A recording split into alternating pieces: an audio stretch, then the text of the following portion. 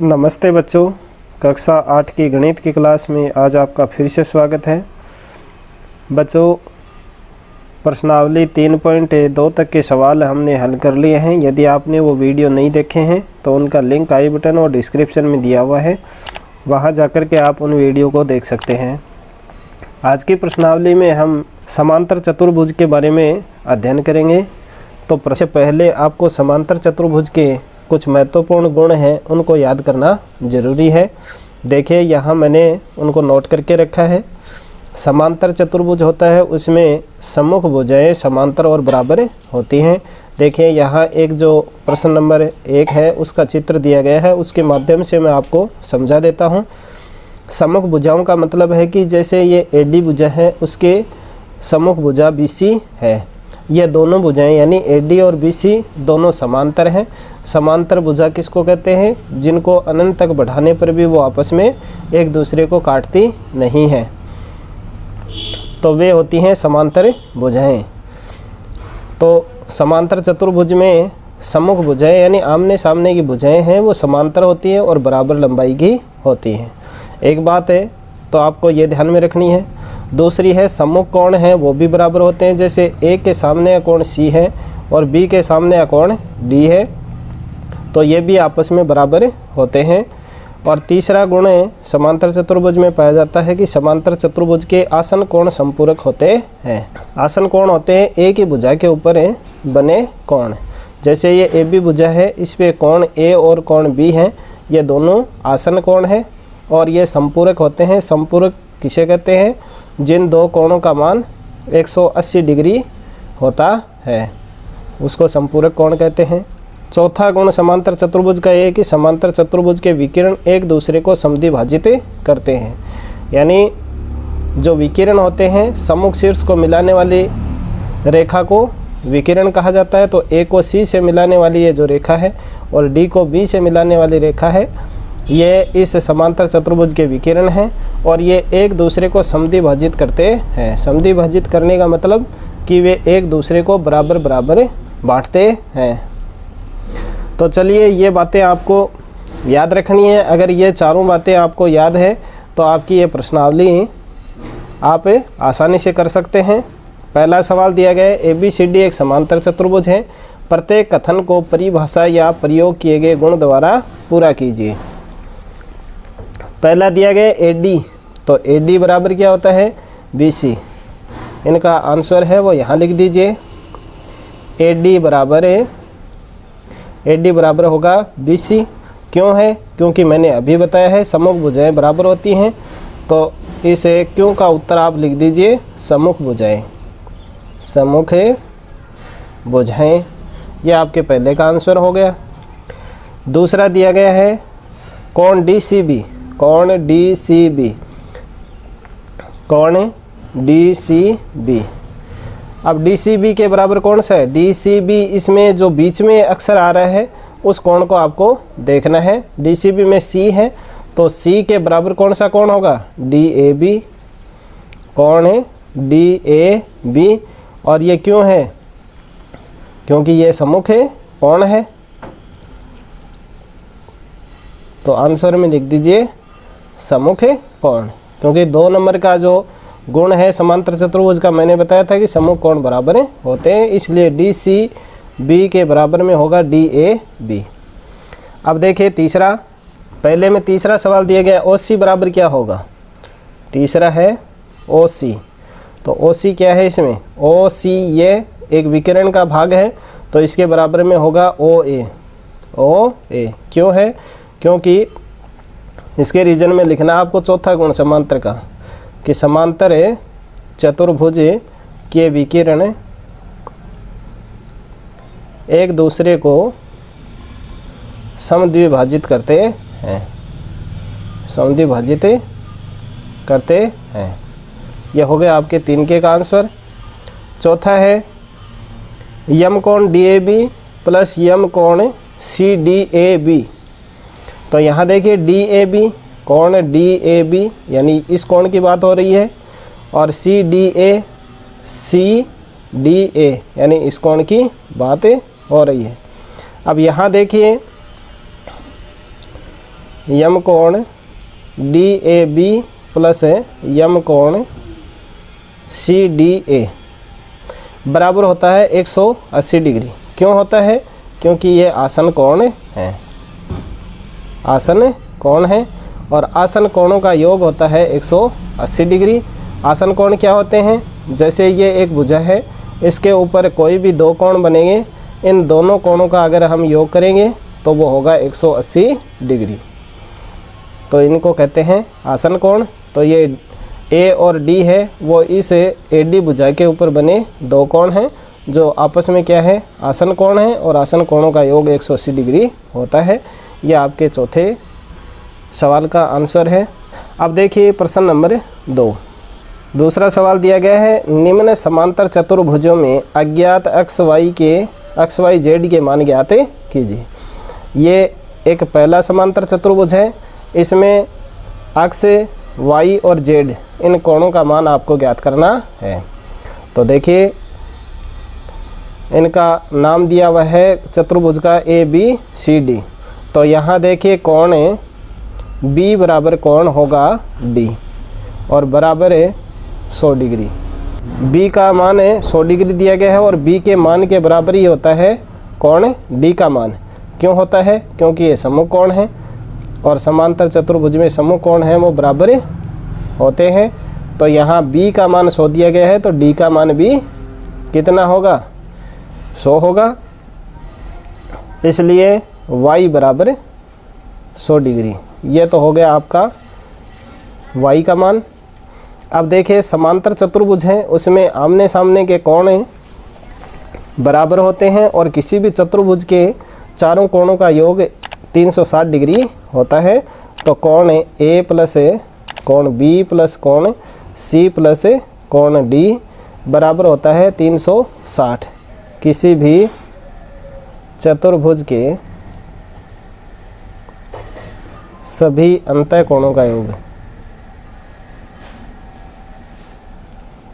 अंतः कोणों का योग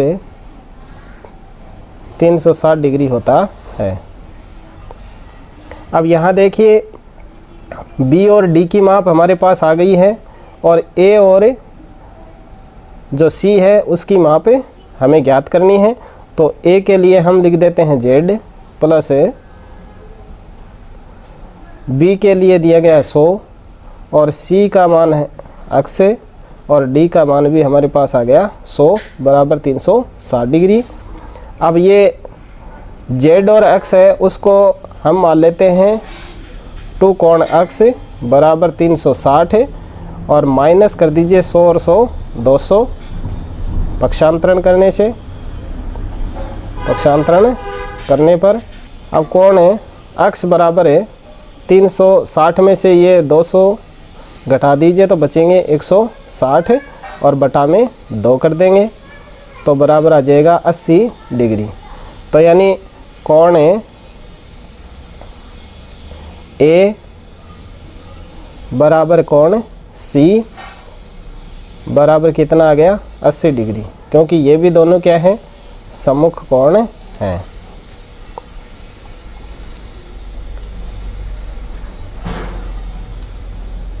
अब A और C क्या क्या माने गए हैं यहाँ? अतः है A है वो Z और बराबर C क्या है? अक्ष बराबर 80 डिग्री। ये आपका आंसर। और Y का मान अभी ऊपर आ गया था 100 डिग्री, तो ये आंसर हो जाएगा। 2 के में जो पहला चतुर्भुज दिया गया है उसको आप इस तरह से हल कर सकते हैं। अब 2 का जो समांतर चतुर्भुज है 2 के सवाल में 2 का, वो मैं आपको बता देता हूँ। इसका नाम है आप दे दीजिए ABCD। यहाँ आपको मैं समझा देता हूँ, डिटेल में आप स्वयं कर लेना। कोण D है उसके बराबर कोण B होगा। तो यहाँ D का मान 50 दिया गया है तो B का मान भी कितना आ जाएगा? 50 आ जाएगा। अब Z का मान ज्ञात करने के लिए क्या करेंगे? 180 माइनस 50। क्यों? क्योंकि ये क्या है? रेखिक युग्म कोण है, रेखिक युग्म कोण है और रेखिक युग्म कोणों का मान 180 डिग्री होता है। तो Z का मान आ जाएगा 130 डिग्री। एक तो ये हो जाएगा। अब आपके पास डी का मान है, बी का मान है और ए और सी का मान ज्ञात करना है। तो जो पहले में मैंने जोड़ के बताया था 360 के बराबर में रखना है, 50-50 को आपको घटा देना है जोड़ करके। तो 360 में से 100 घटाएंगे 260 बचेगा, 260 में 2 का भाग देंगे तो 130 डिग्री का आ जाएगा। तो अक्स और वाई है उसका मान आ जाएगा 130 डिग्री। ये मैंने आपको शॉर्ट में बता दिया, डिटेल में आप स्वयं कर लेंगे। अब देखिए 2 के सवाल में कुछ और समांतर चतुर्भुज दिए गए हैं, उनको भी समझ लेते हैं। इसमें तीसरा समांतर चतुर्भुज दिया गया है इस तरह का, इसको आप नाम दे दीजिए ए बी सी और ये डी। यहाँ देखिए ये जो समांतर चतुर्भुज है इसमें इसके दोनों जो विकिरण हैं वो एक दूसरे के ऊपर लंब समद्वि भाजक हैं। लंब समद्वि भाजक का मतलब यहाँ ये 90 डिग्री का है, तो इसके सामने जो अक्ष है उस अक्ष का मान भी कितना हो जाएगा, 90 डिग्री हो जाएगा। यहाँ जो इनका जिस बिंदु के ऊपर ये दोनों विकिरण काट रहे हैं उसको ओ मान लीजिए। और अब देखिए यहाँ डी ओ सी एक त्रिभुज बन रहा है और त्रिभुज के तीनों अंतः कोणों का योग 180 डिग्री होता है। तो यहाँ 2 कोण आपके पास में आ गए 30 डिग्री और 90 डिग्री। इन दोनों को जोड़ करके 180 में से घटा देंगे तो वो वाई का मान आ जाएगा। अक्ष का मान आपके सामने 90 डिग्री आ गया और जेड का मान जो वाई का मान होगा वही जेड का मान होगा। क्यों होगा? क्योंकि जब दो समांतर रेखाओं को कोई त्रियक छेदी रेखा आकर के काटती है तो उससे बनने वाले जो एकांतर कोण होते हैं उनका मान बराबर होता है। तो यहाँ देखिए ये 2 समांतर रेखाएं हैं और इनको एक त्रियक छेदी रेखा काट रही है, तो ये वाई और जेड हैं वो दोनों क्या हैं, एकांतर कोण हैं। तो जितना मान इस वाई का आएगा उतना ही जेड का होगा। तो सबसे पहले तो कोण ए ओ बी बराबर है कोण डी ओ सी बराबर 90 डिग्री। क्यों है इसके जवाब में आप लिख देना, जब 2 रेखाएं आपस में प्रतिच्छेद करती हैं तो उनसे बनने वाला तो कोण ए ओ बी का मान यहाँ 90 डिग्री दिया गया है। तो इस डी ओ सी यानी जिसका मान अक्ष है दिया गया है वह भी 90 डिग्री होगा। तो ये हो गया आपका इसमें अक्ष का मान 90 डिग्री। अब त्रिभुज डी ओ सी में कोण डी प्लस कोण ओ प्लस कोण सी बराबर 180 डिग्री। आगे लिख देंगे त्रिभुज के तीनों कोणों का योग। त्रिभुज के तीनों कोणों का योगफल 180 डिग्री होता है। तो यहाँ D की जगह दिया गया y प्लस O का मान 90 डिग्री प्लस 30 बराबर 180 डिग्री। तो y बराबर हो जाएगा 180 माइनस इनको घटा देंगे 90 और 30 को जोड़ के, तो इनका योग होगा 120 और बराबर आ जाएगा 60 डिग्री। तो y का मान कितना आ गया, 60 आ गया। अब कोण y बराबर कोण z बराबर 60 डिग्री। क्यों? क्योंकि ये एकांतर कोण है, एकांतर कोण है। ये आपका आंसर। तो तीसरा जो सवाल, तीसरी जो आकृति है उसका आप इस तरह से हल ज्ञात कर सकते हैं। चौथा है वो पीछे 2 आकृतियाँ बताई गई हैं, सेम उसी तरह से हैं। y का मान है वो 80 हो जाएगा क्योंकि ये सम्मुख कोण है। और फिर 360 में से आप घटा देंगे, इन दोनों की माप आएगी जो बराबर आएगी। तो इन दोनों को अक्ष मान लीजिए, 2 कोण अक्ष बराबर 180 और 180 को जोड़ के 360 में से घटा देंगे, बचेगा उसमें 2 का भाग देंगे तो वो अक्ष का मान आ जाएगा और वो ही इसी का मान आ जाएगा। और जेड का ज्ञात करने के लिए जो यहाँ मान आएगा उसको 180 में से घटा देंगे, क्योंकि ये क्या है, एक ही रेखा के ऊपर बने रेखिक युग्म है, इसलिए रेखिक युग्म कोण है, इसलिए 180 में से घटा करके z का मान हम ज्ञात कर लेंगे। सेम पीछे जो दोनों आकृतियां हैं उसमें जैसे x y z का मान ज्ञात किया उसी तरह से इसका निकाल लेंगे। अब जो पांचवी आकृति दी गई है उसमें y का मान 112 हो जाएगा क्योंकि ये समकोण कोण है। और फिर ये इसको नाम दे लीजिए A B C और D। यहाँ इसका मान 112 डिग्री हो जाएगा, समकोण कोण है। अब ये त्रिभुज बन गया ADC।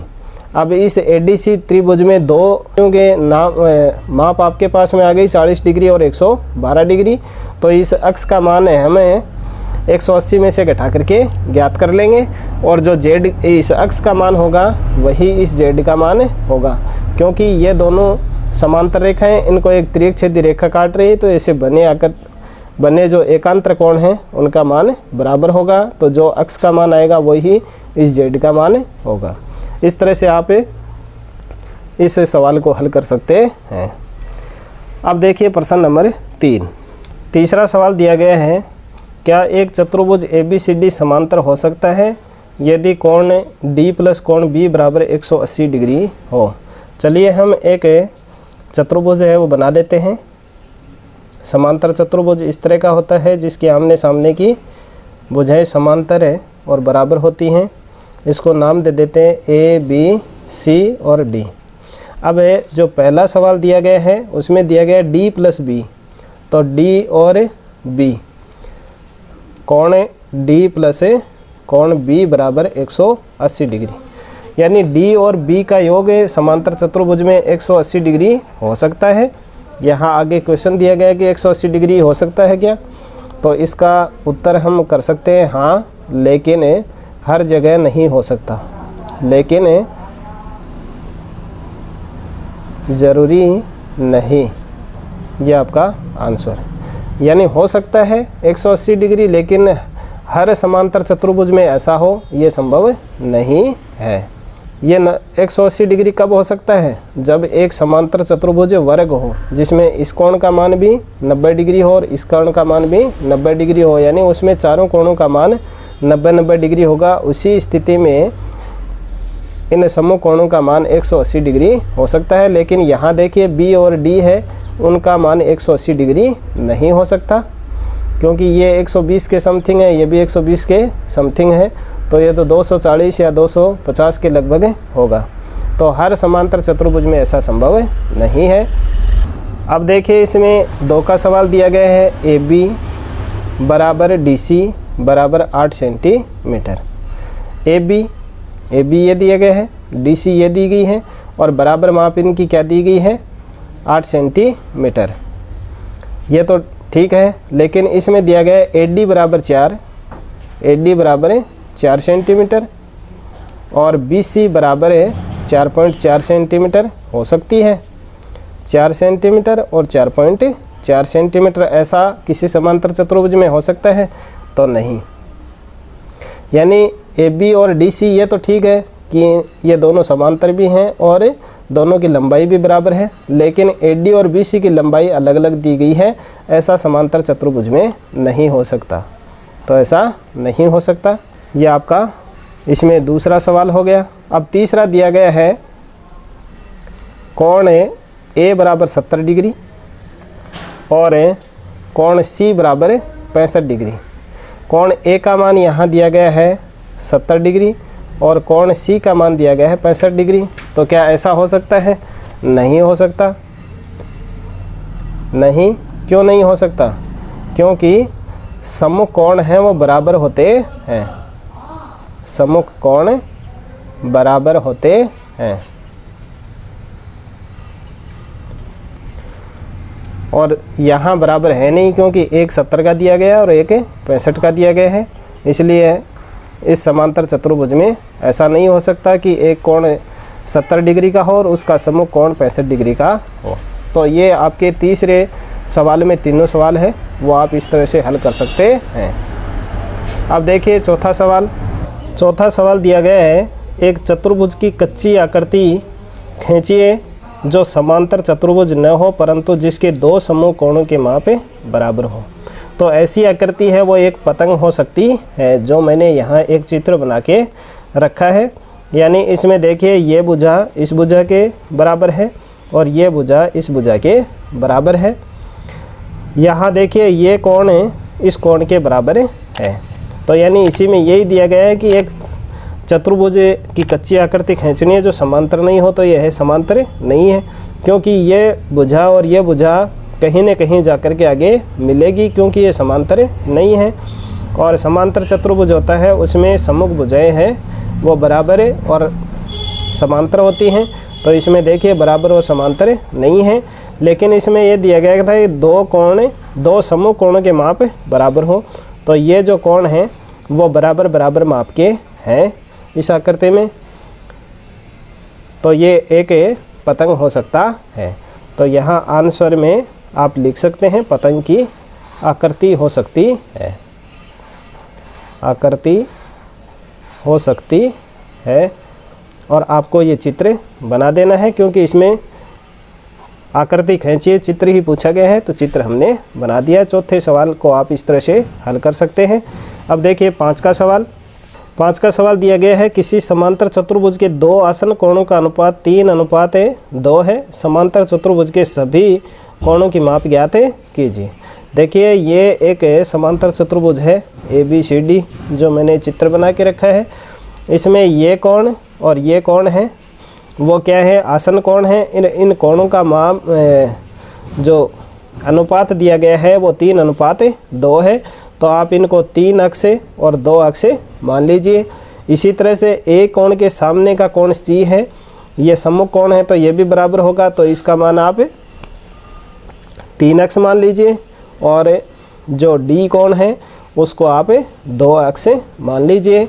अब आप इस सवाल को दो तरह से कर सकते हैं। एक तो चतुर्भुज के चारों कोणों का अंतः कोणों का योग 360 डिग्री होता है, तो आप इन चारों कोणों का योग करके बराबर में 360 रख देंगे, तो आपके पास में अक्ष का मान आ जाएगा। उस अक्ष के मान को यहाँ रख करके आप इन कोणों को ज्ञात कर सकते हैं।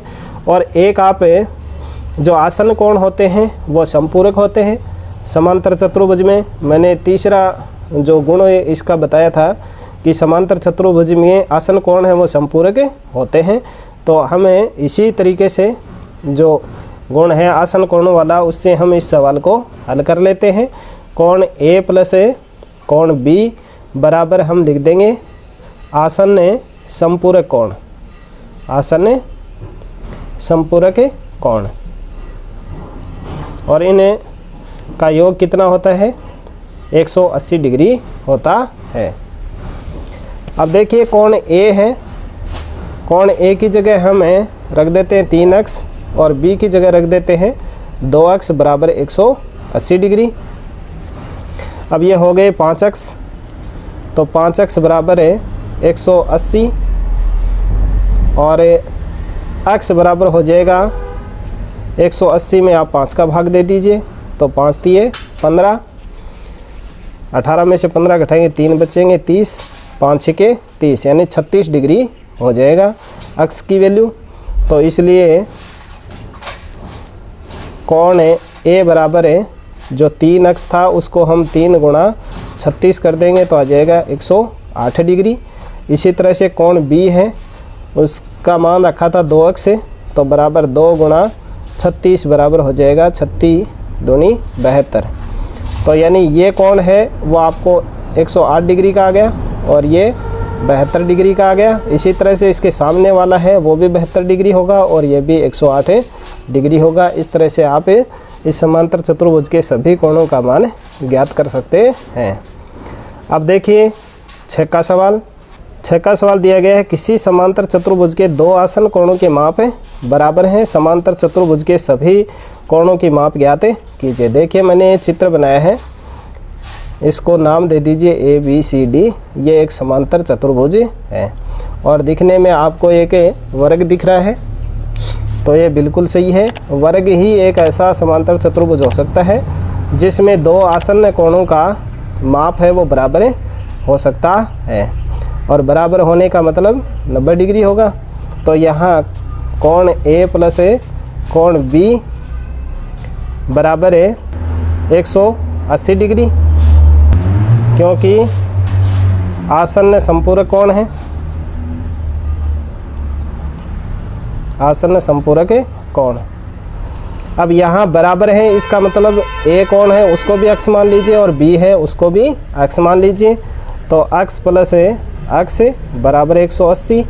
अब अक्ष और अक्ष को जोड़ेंगे तो 2 अक्ष हो जाएगा, बराबर 180। तो अक्ष बराबर 180 बटा 2 बराबर हो जाएगा 90 डिग्री।